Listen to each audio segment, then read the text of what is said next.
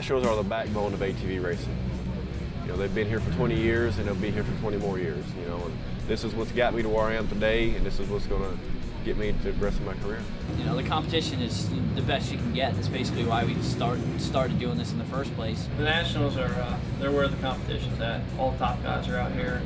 Everybody's so serious about it.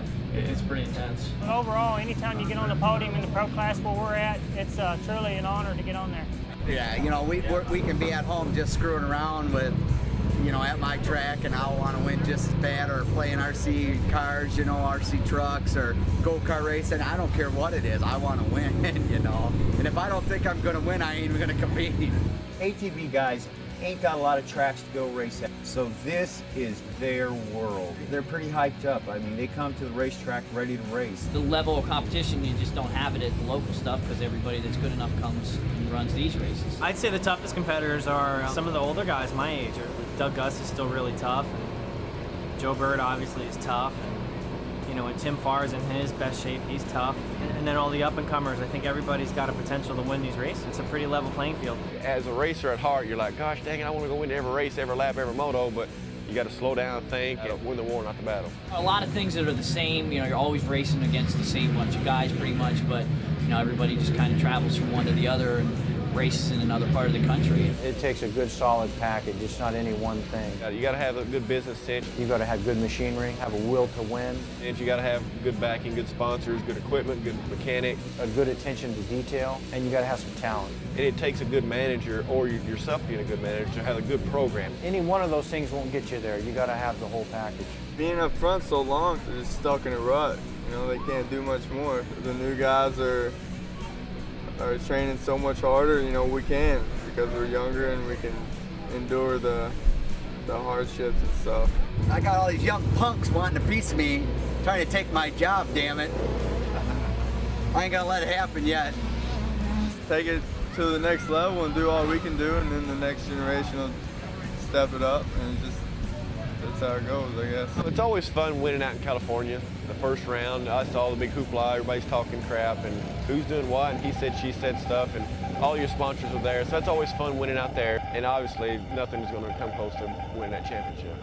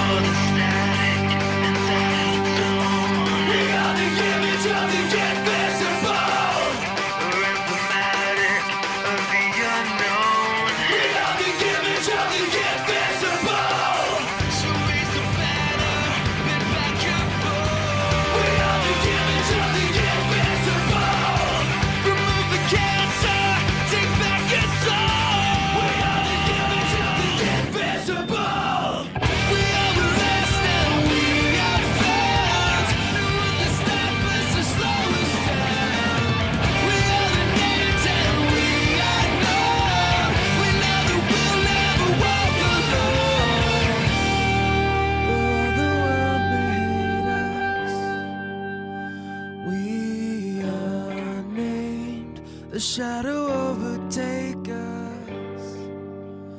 We are carbon and chemicals. Free will is ours and we cannot go. We are the image of the invisible.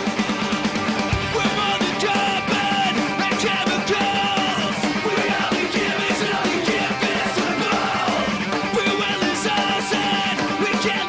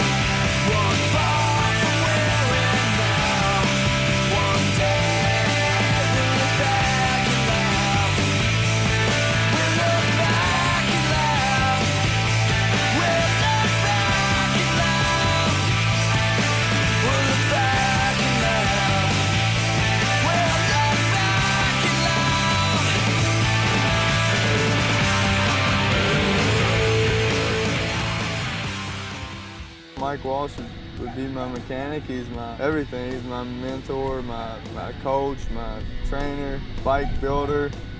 You know, you name it, he's everything to me. We're catching up. We're looking good. With us, we got to sit there constantly changing, spend numerous amounts of time getting it right. Another day in paradise, boys. I think the week of Glen Helen, it works 86 hours was the official count. When it gets real wet, you just got to make sure everything's covered. You duct tape stuff up, or you got to put taller tires on and just get it ready for the race to get it up out of the mud and be them able not to get stuck in deep ruts and stuff like that. You get some big stickers. We can't get those kind. Really? They mailed those to me just when they sent the contract thing. Wow. For the pro rolls and stuff. Yeah. The ATV guys, it's way different than the dirt bike guys. We gotta drive ourselves to the tracks. We all prep our own bikes. We gotta make sure we get all our parts. We gotta make sure everything's right. With the dirt bike guys, they just show up and ride. This time when you get to the first corner though, turn. Don't keep going straight. Like it did in Florida, okay? Yeah. Turn left. Turn left, yeah. I turned right. You turn right, yeah. We got the hauler Wednesday. Had to be at Glen Helen Thursday. Getting the motors back from the motor guy Thursday afternoon and setting everything up with like the Nerf bars, graphics, setting up camp. And worked till like 3:30 in the morning. Got back up at 7:30 the next day. You know, did the whole practicing on Friday. Season's going real good, man. Working real hard, keeping the bikes running. Bikes are running great. Joe's training hard. Ready to do the whole thing this year. It wasn't up to the riders. The mechanics was the ones that was really dicing it up with Paul Turner and Ryan, my mechanic. You know, they was trying to throw the rider off. And, you know, with Joe in the past, you know, he has choked several times, you know, so that's kind of what we was trying to throw at him. Basically give them all the rider preparation they need, you know, any extra tear-offs, roll-offs, any conditions like that you just pretty much prepare for. Keith's good in the mud or the dry, so he's done good in it all, so it's pretty much we don't ever get too nervous about it. The gate's gonna drop good. We got it good. It's gonna fucking drop. Get to that fucking inside that corner as fast as you can. I just learned to not take any crap from all those old guys, you know. They'll push you around, but all you gotta do is just push back and they won't do it no more. You gotta get fucking angry. There we go. What it's all about, motherfucker. Get it. Get it. There's so much different stuff he's going through, training and riding and just trying to keep his head on straight, you know? All right, make shit happen. The guy in second. Let me clean this thing off so whoever's turning can read it. I gotta do good now after that. We had a heck of an hour and a half here. First moto, John tore up the third gear in the transmission, so we had to essentially rob the practice bottom end. We didn't have a new motor in the trailer. We took the top end off the race motor, swapped them over, and the bike was running a little funny. It looked like the valves needed to be adjusted. So basically I had to pull one motor out of one bike, pull the top end off, swap it, put it in the other bike in about an hour and a half. Hey, John, give me a boot. Go, I'll meet you over there. We leave the track on Sunday night. We usually drive straight home and start Monday morning working, getting everything the way it needs to be for the next round.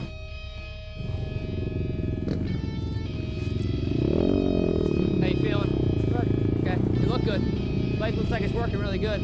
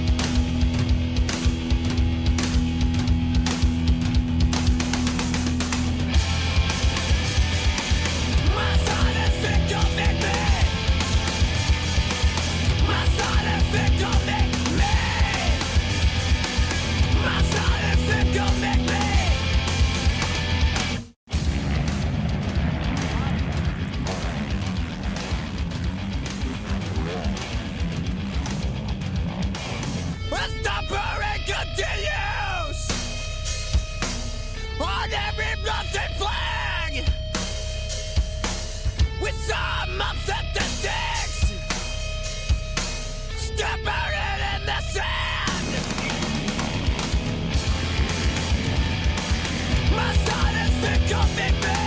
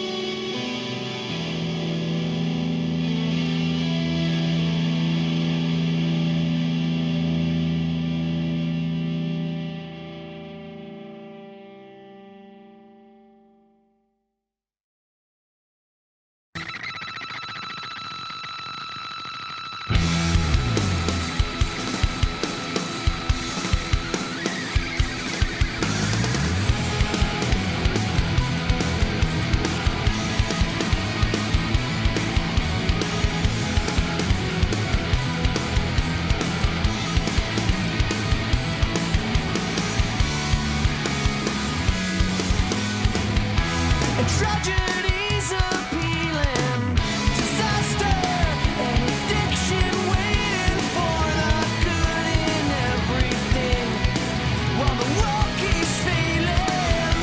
There's safety in this distance, there's pain and entertainment waiting for the good in everything, while the world keeps failing.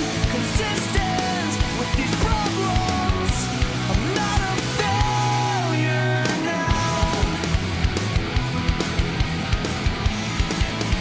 I'm not a failure now.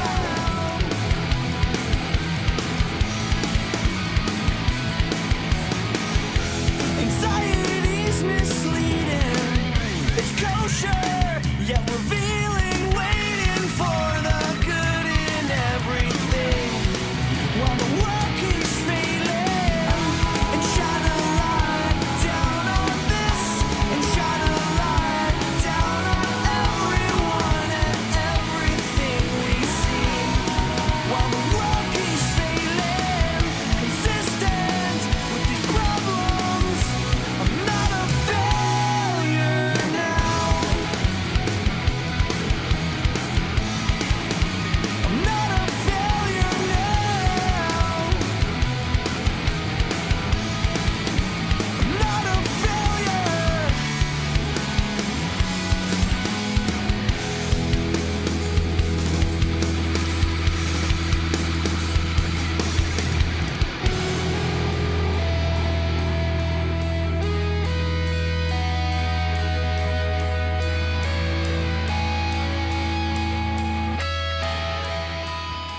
I've only been in this sport for 6 or 7 years now, and I think it's taken forever. I can't imagine have been doing this for 15 years. And We wanted the money to get into the sport and the big sponsors to get into the sport, and now they're here. Honda went and sponsored a ton of guys this year, and Suzuki's here, and they're just blowing things up huge. And The only downfall is you get a little bit more pressure on you. It's not just, it's not just you anymore that you have to please. It's the whole team. We're so competitive out there with all the factory teams now that we all just want to kick each other's butts. As far as the riders go, I don't think it'd be that big a problem, but you have team managers and mechanics, and they're getting involved, putting stuff in the rider's head that shouldn't happen. And that's just the politics that goes along with it. It's what we wanted, now we got it. We were good friends, and when we got this factory deals, now we can't practice together no more. Joe didn't understand it, I don't think, at first, but he does now that he's got a factory ride, and it's tough. It was a tough thing, because we enjoyed practicing with each other. We get pressured by the factories, but that's what we get paid to do. That's why we perform like we do. With the support that Suzuki throws at us, they're looking for us to go out and win all the races. it keeps getting to be less and less that I'm actually at home working, more on the road, traveling, riding, which is what everybody wants. Hopefully by next year that this is all I'll have to do. Load on my rig. This is my truck. This is the only way of transportation that I got to the races. If you can see, it's pretty packed. I got 2 toolboxes, one with the tools, one with spare parts, gas for all the weekend. I got coolers, tents, and all that. I even had to get out the Nerf bars out so I can put all the stuff that I need to put on my truck. And I haven't put my gear back still. Last year, towards the middle of the season, I had a couple of problems, engine problems, and just kept me a little bit out of the racing scene because I was, trying to figure out about the motors. The main thing, if you don't have some good funds or you're not making good money doing this, you're not gonna be able to go. You might be able to do the first 2 or 3 starting out, they're all gung-ho, and everybody shows up at the first race 3 days before you have to be there. And until you get to round 6, people are ripping in Friday night, because they worked all day Friday and, didn't have, couldn't get off work. It's rough. I'm about $7,000 in the hole right now. I got a new Suzuki that I'm trying to get ready. At the last race, the suspension was way too stiff. Ended up riding my Yamaha with stock shocks, totally stock bike, stock bars. I was 1 place out of qualifying in the last chance qualifier. Other than that, just drive, and practice, and go to work, and not much sleep. How can you be sleeping? Waves like weapons crash. Our lungs cry for mercy.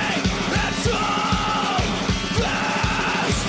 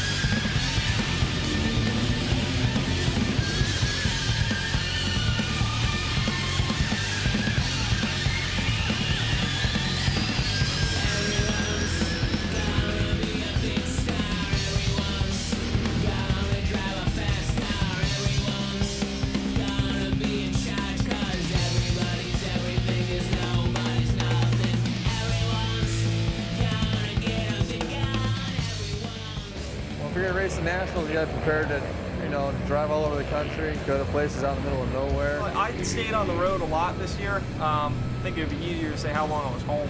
I was probably home for 2 months total all year. I probably put 20,000 miles on the rig this year. Joe and Heather drive it to all the races, them too, and they're real nice to let me sleep the whole way. We stay in it at the tracks, and Weekend Warrior helps us out with the trailer, and it's awesome. Suffer the weather conditions, no matter what they may be, if it's windy or if it's muddy or raining or even snowing, we get everything, the heat. It wears down everything. The rider, mechanic, family, just driving the rig. It's a lot of time on the road, and you don't get to be home, do it with your friends and stuff. So that part of it stinks a little bit, but it's all worth it in the end. I wouldn't rather be doing anything else. So and basically traveling different parts of the country, seeing different people. It's basically the same deal at every one, but all the factors that about that area are completely different. So you just get to see all different parts of the country, race on different tracks. It's more or less an endurance race in the sense that you have to travel and put up with all the different conditions and different tracks. It's a huge commitment. Ridiculously huge. Time and money, and then you got to find, in between each race, you got to find time to practice then too, so you're ready to go to the next one. So it's just the commitment is huge.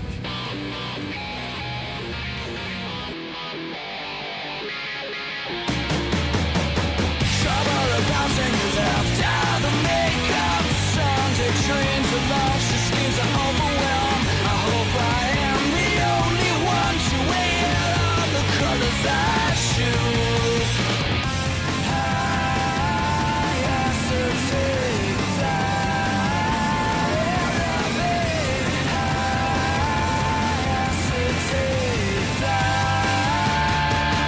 unrealistic ideas behaving like rangers and pull the sleigh.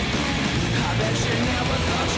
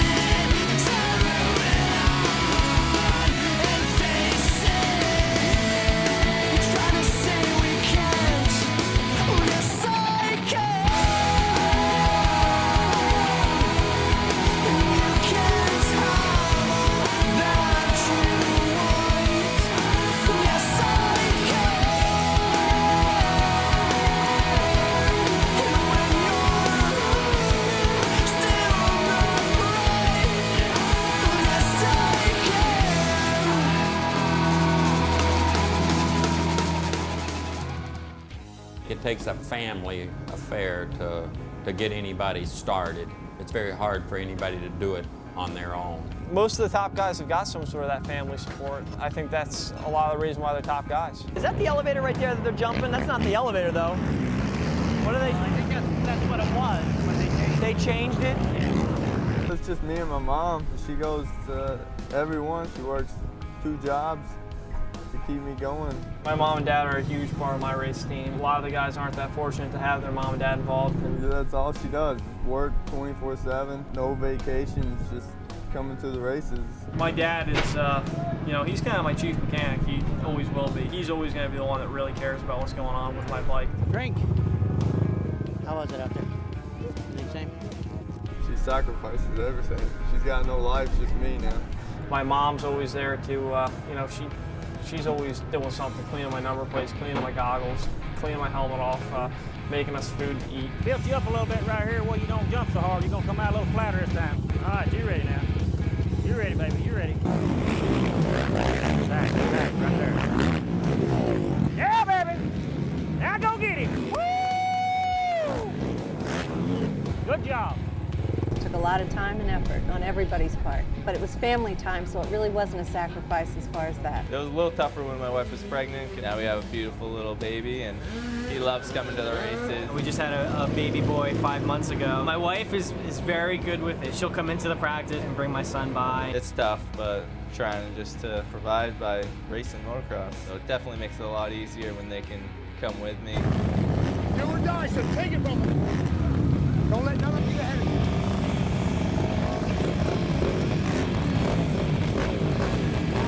Probably the toughest job for her, you know, is getting to deal with me at the races. When we're here together, you know, he asks me, you know, where are they faster than me? You know, what do I need to do on the start? Where do you think I need to start at? You know, a lot of times we'll walk the track when we get here, you know, go out, look at some lines, you know, or, you know, I'll watch Doug, I'll watch John, I'll watch those guys and see maybe where they might have a faster line, where a typical girlfriend wouldn't know those things. You know, she wouldn't know exactly what lines are faster or what works, and I do. You know, sometimes you get to the races and you're focused on racing and you don't really care what you say or what you do. Nobody else's feelings or anything else. You're just whatever it takes to win. I just hope that I can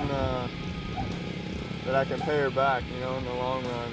You know, hopefully it's all worth her while, you know.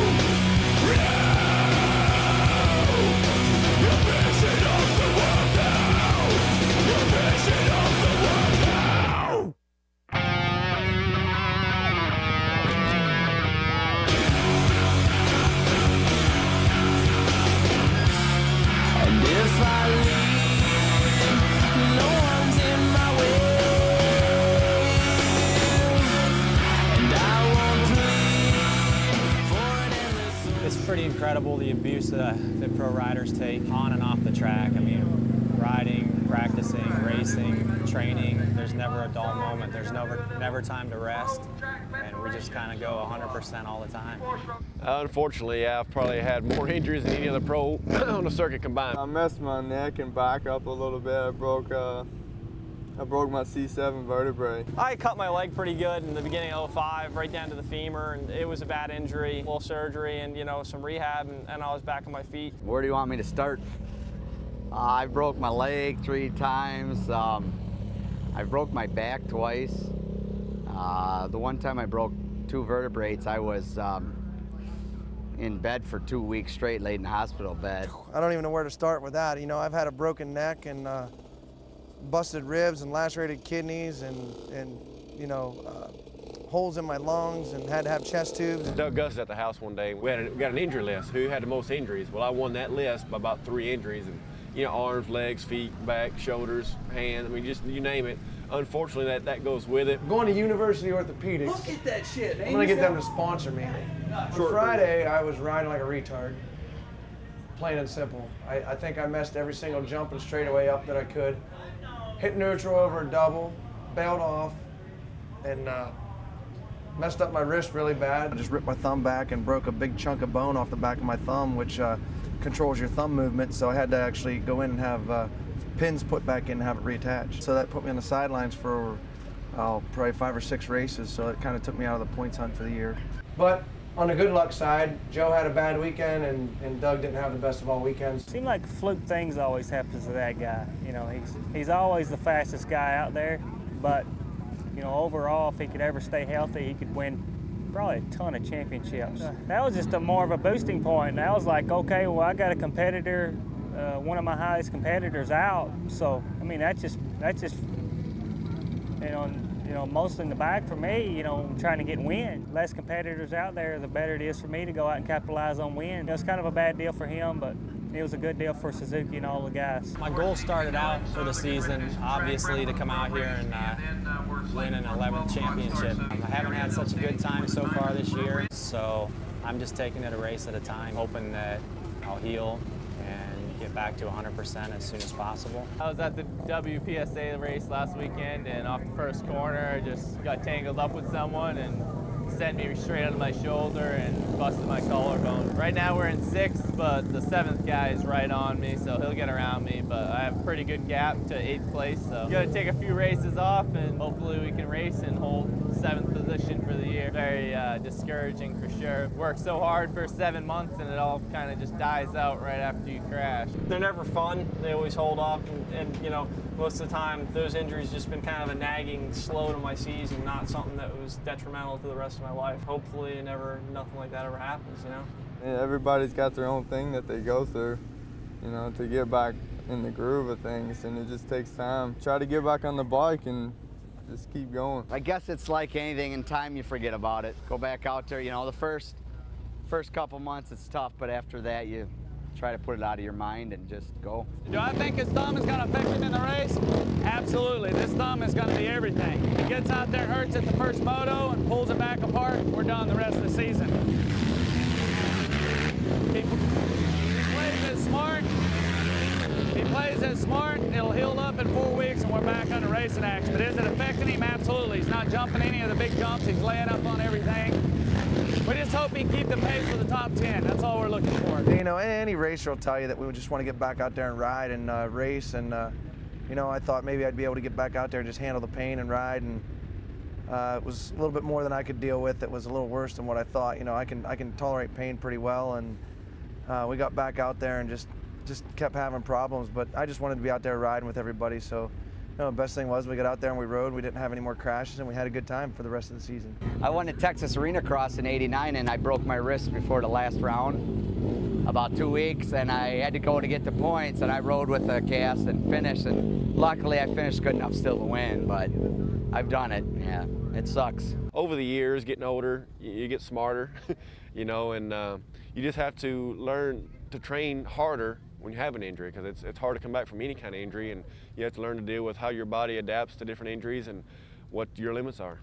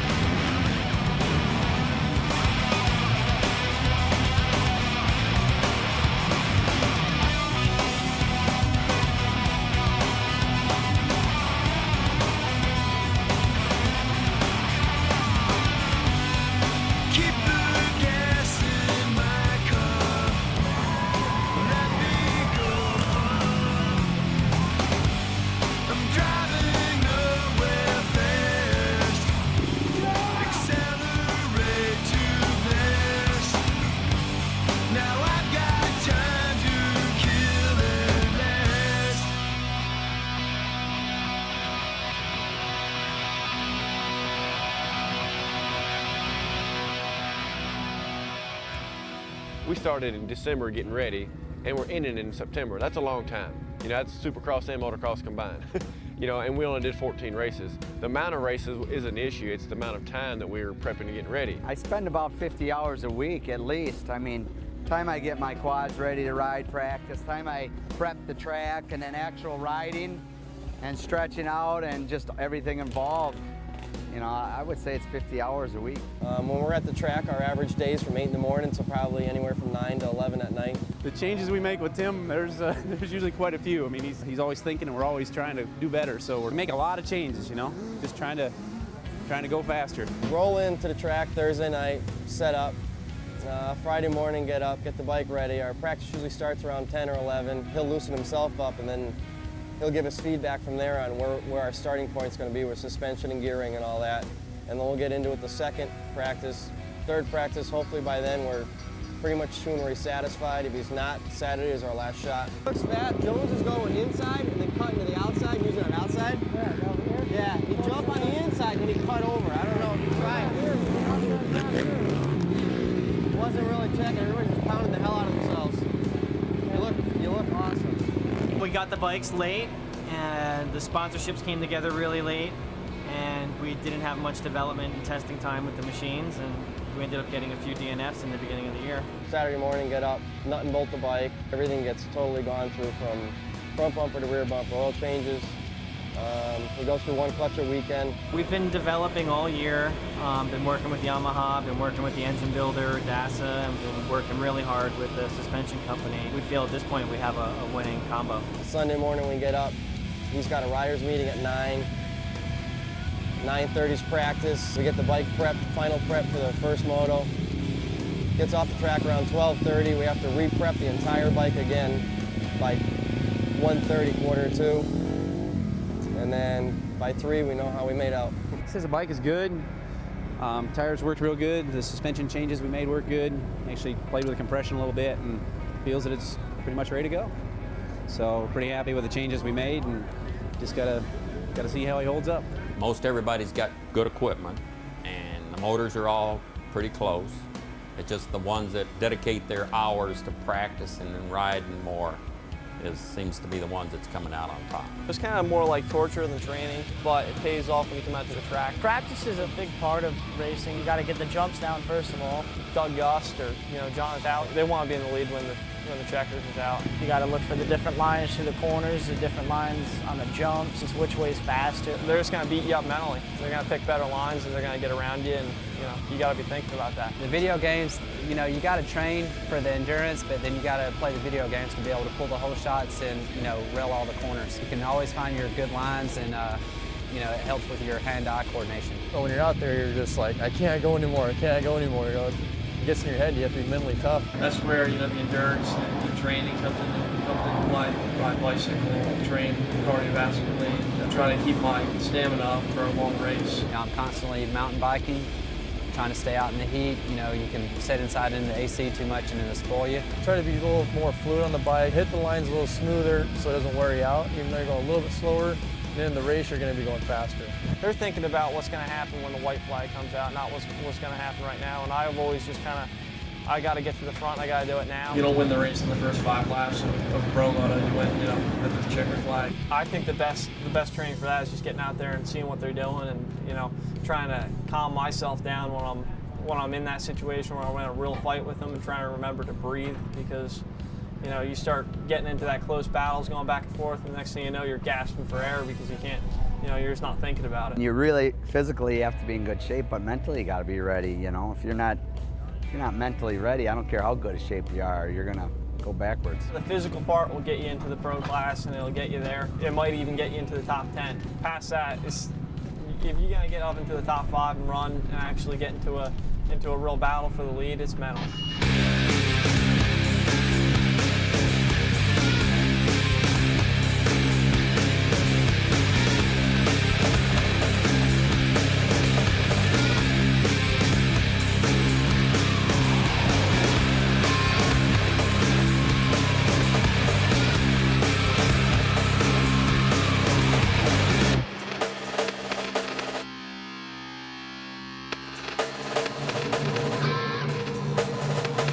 So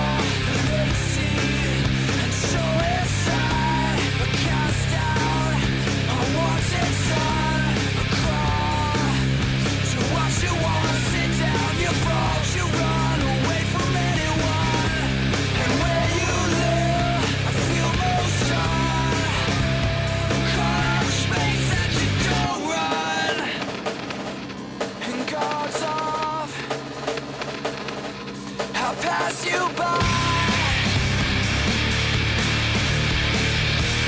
Show impression as you stare. There's no impression left out inside.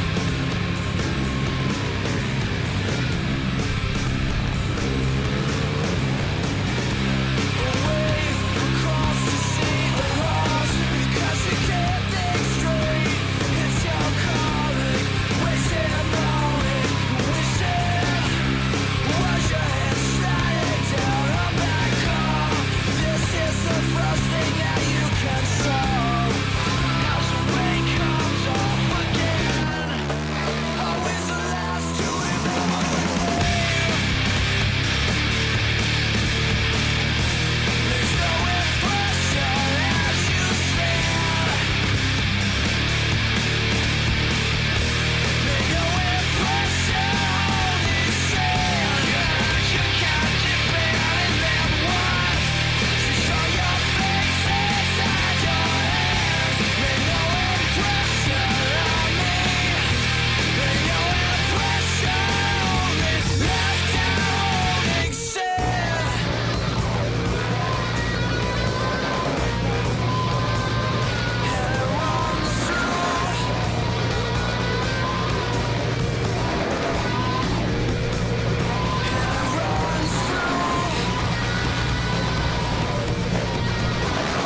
Shows in your face and runs through your hands.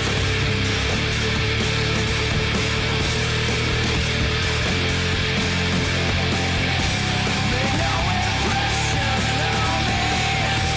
Make no impression only sand. You can't depend on what. Show your face inside your hands. Make no impression on me. Make no impression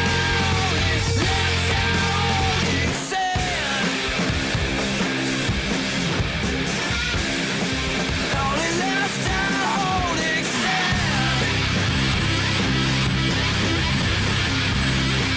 Only left out holding sand. Only left out holding sand.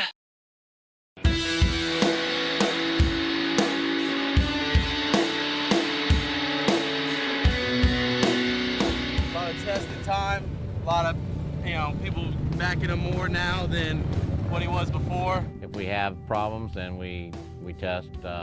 We come home and test a lot. Doug tested his house a lot by himself. I just feel like working hand in hand with the people that actually make the bike, we can get a lot more development done as opposed to working on a bike by yourself. I mean, there's a lot more money to back it up, a lot more development in all the products that are on my bike this year. Olin shocks have been working awesome for me, and we figured some stuff out. We didn't really struggle, but we just didn't have the bike where we needed it.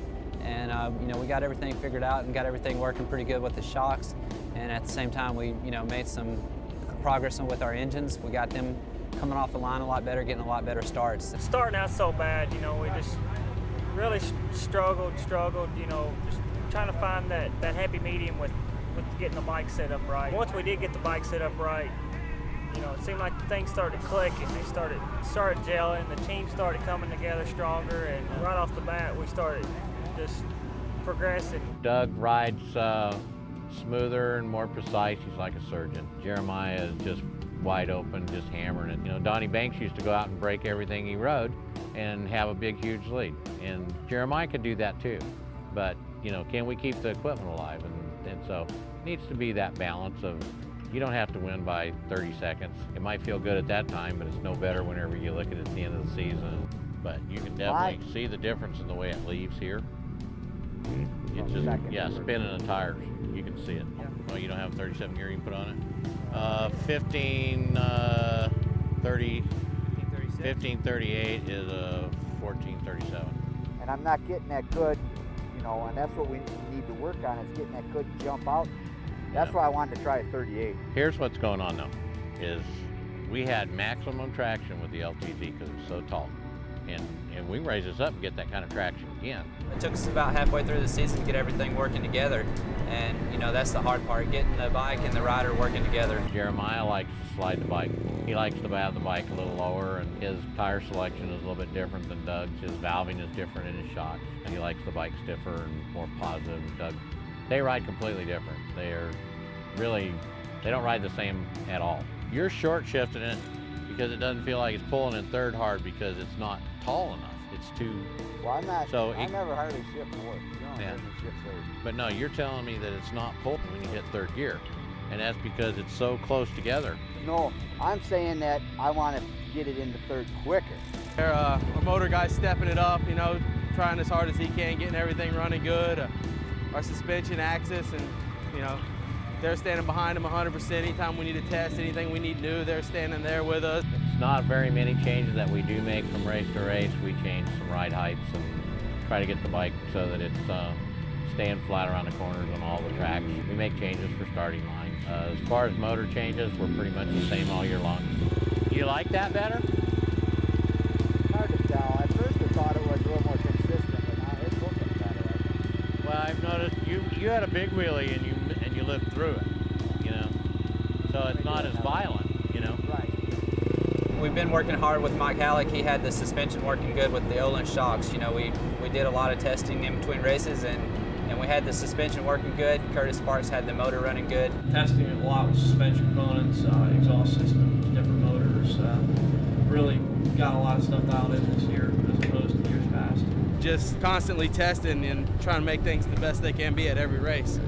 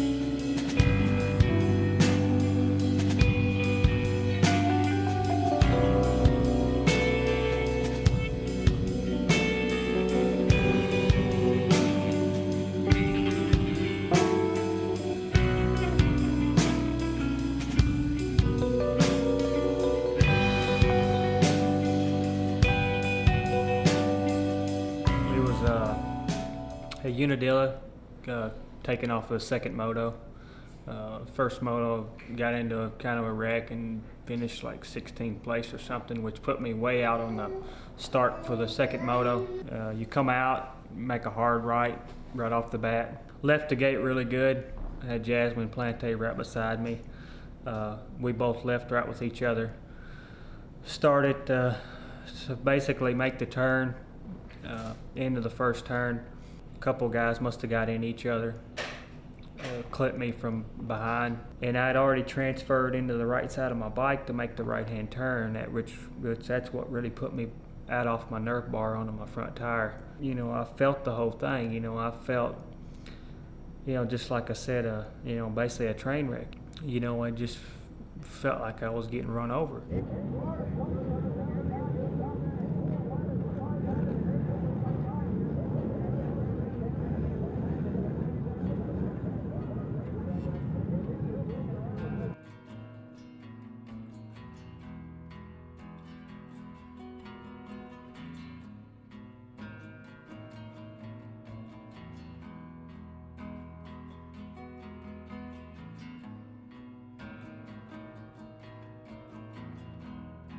Basically, after that, they, you know, a couple guys got the bike off of me. I think Pat Brown was one of them that helped get the bike off of me. You know, one of the first things that come through my mind was wondering what was my wife and my baby going to do. You know, you think like, you know, is your wife going to love you anymore or any less? You know, with you laying there, you know, thinking of like. You know, this is all I've done for like the last 12 years. You know, you're thinking in your head like, what am I going to do next? You know, what's going to happen to me? Am I going to live?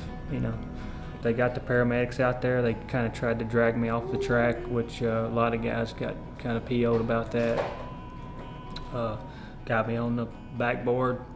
You know, talked about life flight me out of there, but it was quicker for them to just haul me out on the ambulance. They started working on me immediately, sticking tubes down my nose, putting IVs in me, checking me over, you know, doing the CAT scan, all the x-rays. They didn't give me no hope when I first got there. You know, there was one doctor there after the x-rays basically told me that I'd severed my spinal cord. Just kind of basic idea of what my injury looked like. Basically on the x-rays, it showed that I'd kind of had a slippage of my T11, T12 vertebrae, which kind of slipped over each other, which basically that's what pinched my spinal cord, and that's why I'm paralyzed from the waist down. It could happen to anybody, anytime, doing anything. You know, that's kind of the way I think of it. You know, I'm just grateful that I've got to do what I love to do for so many years, you know.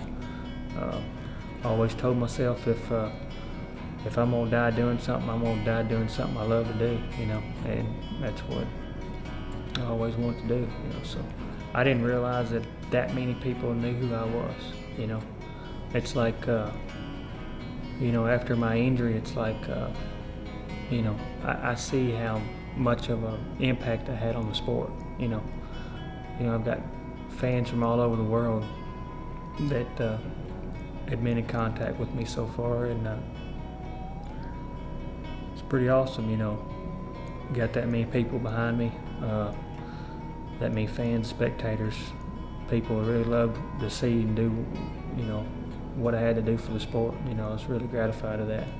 Yeah, that was a horrible accident that happened at Unadilla with Jeremiah.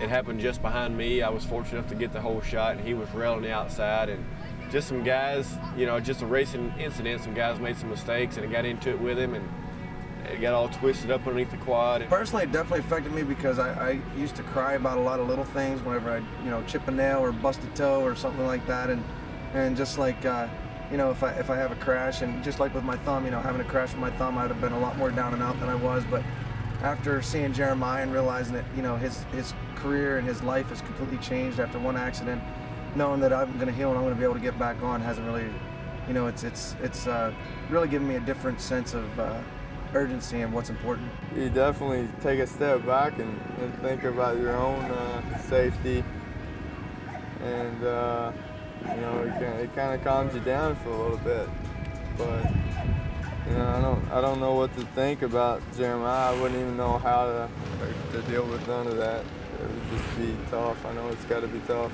That was tough, even to deal with that as a racer standpoint, to see him, you know, and see what happened to him. I mean, it's just unfortunate thing in the first corner what happened to him, and I didn't know, you know, really what went on until after the race was over. And that night I was going back to the motel, and I got the phone call that, you know, he broke his back good and probably would never walk again. And boy, it took me a couple weeks. I mean, I didn't want to ride, I didn't want to race, you know. It's like, and it's still hard on me. You know, when I think about it, and I feel bad for him, and it's like, God, you know, and it could happen to any one of us. You just got to be careful. So it took a toll on me, and you know, I just try to go every day and be smart and ride safe. I think for us pros, it really struck home because you know, we see guys get hurt all the time, and we always kind of say, well, you know, they're amateurs, and you know, they're going to get hurt. I crash all the time coming up through, and then when you see something like more like a freak accident happen to somebody who's really good, I mean, it definitely hits home. He was obviously, I mean, he was the fastest guy out this year, and you know, it was a terrible accident, and you know, definitely it's a sombering thing. But that was a tough one to deal with. You know, Jeremiah's been a good friend of mine ever since we both started racing. We kind of came through the ranks together, and he's an awesome guy, awesome racer. So, you know, it's really tough to see him get hurt like that. You know, for a few weeks and a few months after that, you know, you wanted to ride hard, but you always had that in the back of your mind because he was as good as it gets. You know, if it can happen to him, it can happen to anybody. It was just one of those days that you'll never forget. Got through everything pretty well. You know, I've been real headstrong about the thing, you know, never been really down about it, understand what happened and what it could have been, you know, and just love to live life, you know, just to the fullest, you know, and just still got loving family and everything real strong behind me, and just carry each day to the next. I've still got such a passion for racing. You know, before the WPSA series started, I got signed on by Pat Alexander and Rod Lapuznak with Team Suzuki as a team manager. And very gratifying to be able to do that. I always wanted to be able to do something like that one day. They said they would help support me from the get-go right after my accident, and they've always been behind their word. Just love being out at the track. It's like a family, you know, and you come to the track, I mean, I still get people come up to me. I mean, I probably sign more autographs now than I did back when I was racing. I don't know what it was, but I just feel gratified being at the track. You know, people appreciate what I did. Very appreciative for everything that anybody ever did. You know, with the donations and stuff, I mean, it's really helped me out tremendously this year. You know, I want to go out and work and do the things that a normal person does, you know, and I still feel like I'm normal. I haven't got back on my feet, but I have. You know, that's the way I look at it. You know, I'm out doing the things that I wanted to do when I retired, but just a little earlier. Probably the ultimate thing is probably laying on the beach somewhere with my wife and having a good time.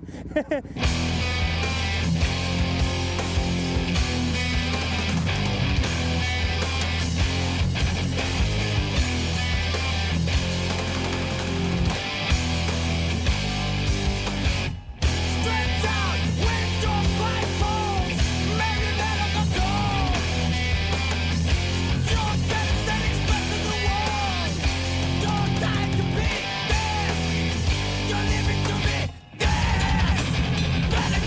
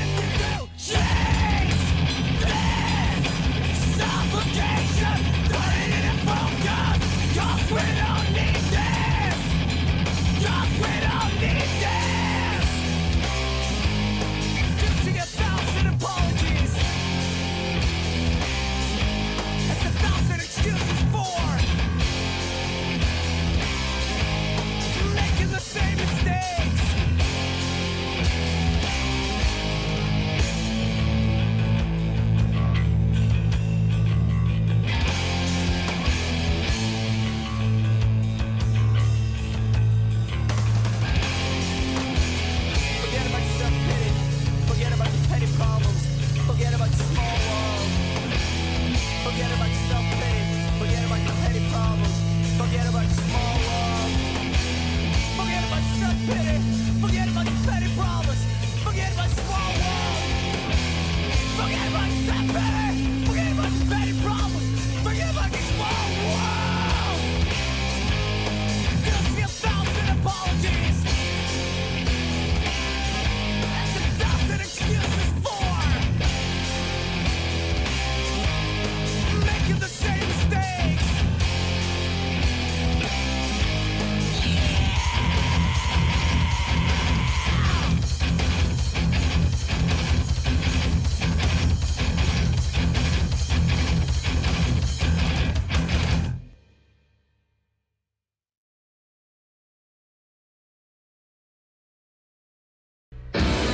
I think it normally starts off being pretty easy going, and then, you know, it's always like the first pass wasn't that bad, and then he passed me back, it was a little ugly, and then, okay, now I passed him back and put him off the track a little bit, and the next thing you know, it's just an all-out war, and the gloves are gone. Joe's a really rough rider. He likes to block a lot, and you know, if he can't beat you, he'll block you off the track, is basically my opinion of it. There's been numerous times that I've passed him and passed other riders and never touched him, so that was part of the, you know, between him and I, part of the thing that started that whole rivalry. Natalie and Byrd, don't be playing with him. God dang it, John. God dang it. Damn it, Natalie. Shit. They like to come in and stick a wheel in on you and try to intimidate you to let off and, you know, to use you as your berm or something. You just got to give it a little more gas and not let it happen. Every battle that I've gotten into, you know, I've had some good ones with Goodman. You know, he really came up through the season and started swinging back, and I wasn't used to that. You know, getting around him and having him come back and pass me back, or just, you don't really expect when you pass somebody for them to come back swinging at you, and you know that's when it gets fun because you don't expect that, and you think I'm gonna go around them, I'm gonna leave them, and then when they pick up your pace and start coming back at you, it's, you know, that makes it fun. That's when it's awesome. No, I'm not above trying to get into somebody's head. You know, people have done it to me in the past, and I'll do whatever I can to get into somebody's head and make them choke and make mistakes. You know, that's part of racing and part of being a pro is to get out there and not make the mistakes and not let people get into your head. Everybody just wants to stir up stuff and get in your head, but ain't nobody gonna get in my head. I mean, that's racing. They want to play games. I mean, I can play just as good as the rest of them. The sport's getting bigger and bigger, and it's, you know, getting more important to win. And I think people are taking it way too seriously, and you know, need to, you know, focus on having fun. And you know, this is what we all started out doing this for, is to have fun. And you know, we need to be thankful that we got cool jobs like we do, and you know, we need to get out there and race each other as hard as we can, but you know, not let it go off the track and do all that other stuff. The stakes are higher, so I think that brings on the tension, and anytime you put money into the picture, I think that creates tension, and you know, makes everybody more competitive and more cutthroaty. Nobody wants to ride together because people think they're sharing their secrets with one another, so it's kind of like an isolated, you know, competitive atmosphere. You know, my teammate Gust, he was hounding me big time out there, beating and banging. He knocked me off the track a couple of times. I snuck on the inside in one lap and pushed him out, and he did it to me another lap. It's definitely a challenge, you know, and but Doug, he got by me one time out there and went in the next little tabletop, went in too hot, blowed it, and then I pushed him right back off the track. We get along really well, and we were just out there having a good old time, you know, putting a show on for the crowd, and that's what we did. You know, we didn't have no hard feelings about the little bumping we did. It was racing. He was pretty beating and banging, and it was really good racing, good clean racing for teammates and stuff. It's good because we could kind of learn from each other's mistakes or see where he's riding better than me, and you know, we got to pick a lot of things up from each other. You definitely don't want to make each other kind of iffy and mad because you don't want to come back into the trailer and, you know, have a big cat and dog fight or something in here. You know, there comes a time where his team wouldn't even allow him to come practice with me. You know, it's just, oh, you can't do that, and you can't do this. And Doug and I are still friends. We're bigger than that, but it got pretty heated with different team rivalries and stuff, and it's immature the way that happened, but that's just the way, you know, we all wanted this big business to happen, and we all wanted the money and the factors to get involved, and they're here now, and that comes along with it. You know, the business side of it rears its ugly head, and you just got to be bigger than that and understand that friends are friends and business is business. Good old buddy racing back then, and now it's, you know, the competition's so much tougher, and you know, factory involvement and more money on the line, and it's out for blood now. Joe had his mechanic put steel spikes in his shoes to you know, do the starting gate up and make a better start, which is, you know, 50% of your game right there is a start, and basically all you got is a $100 fine. So, you know, I figured that'd be, you know, I'll bring it back out of the starting line next time. All I have to pay is $100, I'll get a whole shot. Last time we was at a starting gate, he ripped his sole off, so he put some flat screws in his shoes to keep the sole on. That had no benefit at all to enhance the start. You couldn't, they were flush with his sole, so just keep the sole on. Well, Natalie, being the crybaby that he is, was complaining. He got Suzuki involved, and they were all complaining about my shoes, so Chris had to change his shoes. They need to start acting like professionals. The first moto, there's words going back and forth, and you know, I'm not going to mention any names, but you know, you need to learn to take you know, what happens to you and be professional, and you know, not start cussing people or doing anything stupid on the starting line. That's uncalled for. Because everybody has their own opinions on what rough riding is and what rough riding is and riding isn't. I have Joe on tape a few times knocking me off the track this year and last year, and nobody said anything about rough riding. You know, me and Doug have had our moments. We still get along. You know, we talked about it and everything. It's just that, you know, I mean, look what Joe did to Doug today. Joe was blocking really hard and kind of, I think he was actually riding backwards, watching Doug and blocking him and running into him and just being Joe Byrd. I mean, he's the dirtiest rider I think I've ever ridden against, and that goes on the record. You can play that anywhere you want. Not to mention the fact that he's a liar, because he knows he jumped on a yellow flag down in Virginia and he lied through his teeth and said he didn't. And after the decision came through, he's bragging that, you know, he can't believe that they believed him down there because he knows he jumped on a yellow flag. But clearly on tape, it shows the yellow flag, quit waving right when I hit the jump. It's a gray area, but everybody watched it, and you know, I was totally legal.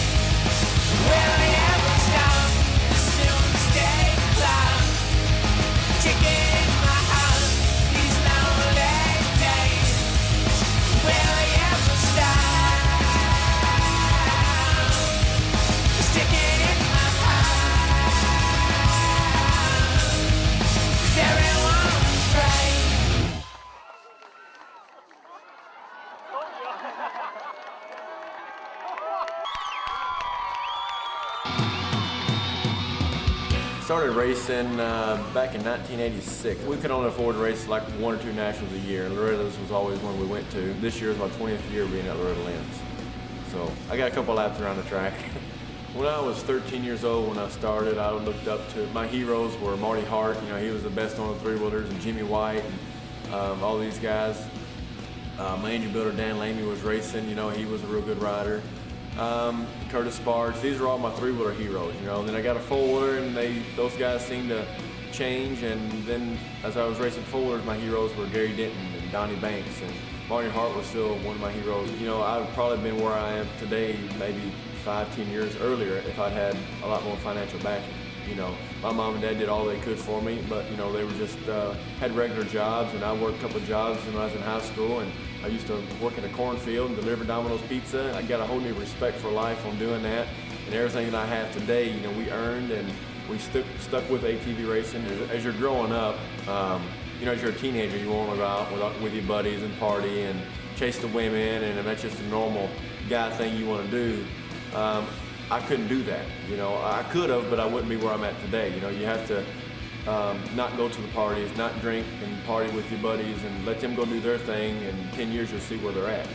You know, we sacrificed that and stayed home and trained, and instead of going out and chasing your women all around and getting in trouble, you stay home and work on your bike. You know, it's a good family-oriented sport, so you find somebody that wants to stay home with you and work on your quad and have your family help you get to the race. So that's one sacrifice. The other one is, you know, everybody likes to eat chocolate cake and ice cream, you know. You can't do that if you want to be a top racer. You know, maybe once every month or so, but you got to watch your diet real well. So, and that's something silly, but simple things like that make a difference. The win, when you win a national event against all your fellow competitors, that you know, that's your life, and you beat the best of the best, that feeling you get, there's no drug, there's no alcohol, you know, nothing can make you any higher than that feeling. So that rush that's inside of your head to try to get that feeling when it's 110 degrees outside, you just been to 2 nationals in a row and your motor's blown both times, or you broke an axle, or you've had a bad weekend of some sort, to go out and train, it's very hard. So you have to put that in the back of your mind. The feelings you got whenever you won that event, that's what you want again. If you don't train hard enough, you'll never get that feeling again. So that's what motivates me. It's not the money, not, you know, the glory of, hey, I'm the best or whatever, but the rush when you cross that finish line first with your checker flag in front of thousands of people, that's what motivates me. Hopefully, the good Lord keeps me healthy. I can do it for 7, 8, 9 more years and retire off of it and start my own race team, and just, you know, I've been doing it for 20 years, and hopefully it's what I do the rest of my life.